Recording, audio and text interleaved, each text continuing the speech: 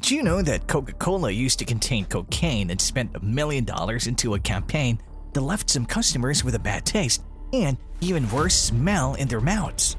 Since its inception, Coca-Cola has quickly become one of the largest and most influential companies in the world. Whether you love or hate their drinks, I'm certain that everyone knows what Coca-Cola is. But what you may not know is behind the smiles and famous advertisements you see lies the dark and disturbing truths about the company that'll surely shock you. So sit tight and stick with me until the end as we're going to dive deep into the disturbing history of Coca-Cola. Coca-Cola, anyone? Thank you, Alan. There's nothing like ice-cold Coca-Cola. Originally named French Wine Coca, Coca-Cola was first advertised as a brain tonic to cure headaches and tiredness in 1886 when it was invented by pharmacist John Pemberton. Pemberton had worked as a chemist and druggist before the war, so he had access to morphine and grew dependent on it to relieve his pain after the war. He also served as a Civil War officer, and an accident contributed to the invention of the carbonated drink. As a morphine substitute, Pemberton switched to cocaine. Because he understood his morphine addiction was harmful, the Georgia man experimented with opium-free medication.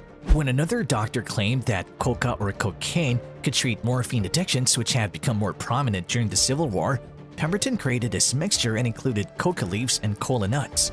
Furthermore, Pemberton got the idea for the drink from a famous French concoction called Vin Mariani, in which Bordeaux red wine and cocaine were mixed. This 1895 advertisement depicts how it was advertised as a tonic that fortifies and refreshes the body and brain. Pemberton claimed the drink would aid scientists, scholars, poets, divines, lawyers, physicians, and those devoted to extreme mental exertion in an 1885 interview with the Atlanta Journal. Pemberton's French Wine Coca, which was promoted as a patent medication, was said to have incredible medical effects. However, the United States, particularly the Deep South, banned alcohol. Pemberton was inspired to create a drink for individuals who were abstinent due to this, and he took out the wine content and replaced it with carbonated water. But the drink tasted so bitter, that's why he added so much sugar. After taking out the wine from the drink, he continued selling the French Wine Coca, but he had to get a new name. His bookkeeper came up with Coca-Cola. However, the business eventually claimed that the name Coca-Cola had no meaning. Coca-Cola continues to deny that its mix contains cocaine. And Ann Moore, a spokesperson for Coca-Cola, said, "The drink doesn't contain cocaine or any other harmful substance, and cocaine has never been an added ingredient in Coca-Cola." Regardless, it was recorded that it contained coca leaves. Soon after, Pemberton desired his son to make money from the company, but Charlie Pemberton proved to be a headache. Pemberton wanted his son Charlie to have partial ownership of the firm so that his invention could be handed down to his family. Pemberton said that his son owned the name for a while, but other firms were permitted to utilize the formula. Candler eventually bought out Charlie, depicted in Pendergast's book as irritable and prone to drinking. Asa Candler advertised his wholesale and retail pharmacy firm as sole proprietors of Coca-Cola, delicious, refreshing, exhilarating, invigorating. Mr. Candler paid $2,300 for exclusive possession, which he did not accomplish until 1891. According to further investigations, Candler may not have purchased all of those shares since some of the paperwork had fake signatures. We may never know precisely what happened since Candler had the company's early documents burnt, most likely to hide his tracks. But none of it mattered since by the 1890s, Candler had taken complete control of Coca-Cola. But keep in mind that the drink wasn't always popular. As a result, Candler began to plaster the town with Coca-Cola branded banners, billboards, and posters. They even painted the Coca-Cola logo on barns and essentially plastered it on whatever they could, so people began seeing it everywhere. Mr. Candler's marketing skills had almost tenfold increased Coca-Cola syrup sales by 1892. He quickly sold his pharmaceutical company and concentrated all of his efforts in soft drinks. Mr. Candler founded the Coca-Cola Company in Georgia with his brother, John S. Candler, John Pemberton's old colleague Frank Robertson, and two other collaborators. The first investment was $100,000. Nonetheless, one of Coca Marketing Cola's geniuses was contacting every drugstore in the area, obtaining a list of their top customers, and sending them a free Coca-Cola coupon.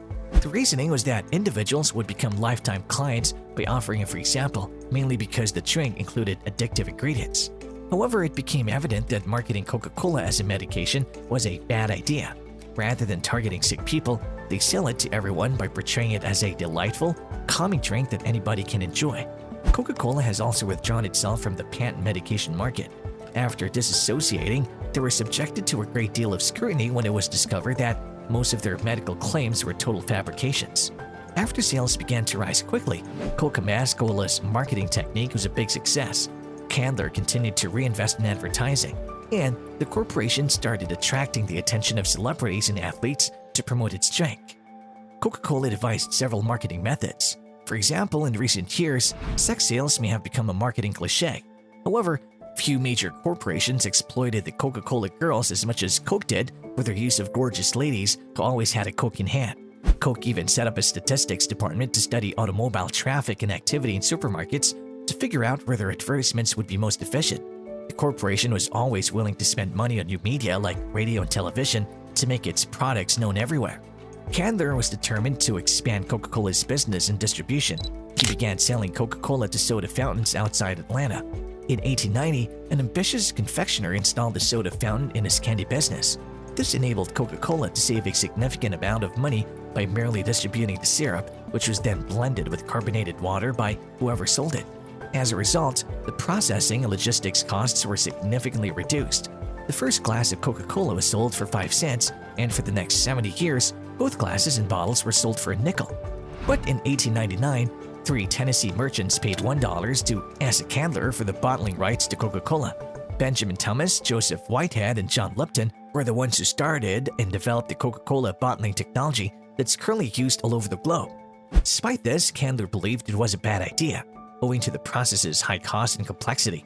On the other hand, the 3 merchants would assume all the risk and pay the price, and Candler agreed even though he wasn't thinking it was a permanent contract, granting them full bottling rights for Coca-Cola. This meant that Candler had offered the bottlers an unending contract to provide them with Coke syrup at the same low price of $1, regardless of how much the cost of the raw materials increased. This would result in a slew of lawsuits between Coca-Cola and its bottlers. Over the following few decades, the Coca-Cola Corporation would spend tens of millions of dollars to reclaim some of the rights that Candler had sold for $1. However, this was not a problem for Candler in the early 1900s since Coca-Cola sales were more significant than ever and expanding every year. Nevertheless, one of Coca-Cola's significant achievements would come from an unexpected source. Sugar would be rationed when World War II broke out. However, the company claimed that since Coke was an essential wartime product, it should be excluded from sugar rationing. What's more ludicrous is that the government agreed. This was because Coca-Cola spent a significant amount of money lobbying the government. Countless studies were financed by the company in an attempt to persuade the government that the drink might offer soldiers an energy boost. On the other hand, Coke had negotiated a deal with the Nazi administration behind the scenes. They also sold Coke in Germany and distanced themselves from everything American. It often displayed the Coke logo with swastikas. Coke was also marketed on Nazi educational pamphlets and handed at Hitler youth rallies.